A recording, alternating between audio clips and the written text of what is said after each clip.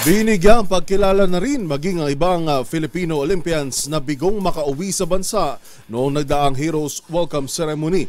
Humarap kay Pangulong Bongbong Marcos ang 3 Filipina gymnasts at isang Pinay golfer para tumanggap ng Presidential Citation at cash incentive. Ang mga pangyayari tinutukan ni Mili Borja.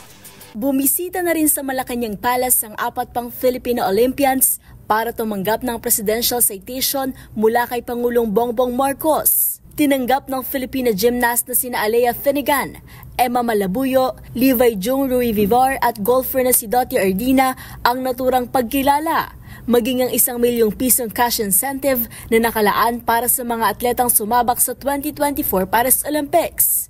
Ayon sa palasyo, imbitado rin ang isa pang Pinay golfer na si Bianca Pagdanganan, ngunit hindi ito nakauwi ng bansa dahil kasalukuyan pa itong nagtitraining. Magugunitang hindi nakasama sina Ardina, Finnegan, Jung Rui Vivar at Malabuyo sa ginanap na Heroes Welcome sa palasyo noong August 13 at Heroes Parade naman noong August 14. Kaya naman lumutang din sa social media ang pahayag ng ilang hindi nakasamang atleta na hindi umano sila imbitado sa naturang selebrasyon. Baka nagtataka kayo ba't meron kaming extra event after dumating na yung mga ibang Olympian.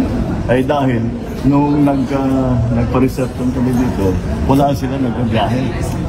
At nagka-mix up, huli na yung pagkasabi sa kanila, hindi na sila nakauwi. Kaya sabi namin, pareho naman yung kanilang pinaghirapan. So dapat natin, isama rin natin dun sa lahat ng mga pagtanggap sa ating mga Olympian. Pero paliwanag mismo ni PBBM, nagkaroon umano ng mix-up sa mga atletang dapat ay kasama sa unang batch pa lang ng welcoming ceremony. Kaya naman ang ilan, hindi agad nasabihan at nakauwi ng bansa. Para sa MBC TV Network News, ito si Mili Borja, una sa Pilipinas, una sa Pilipino.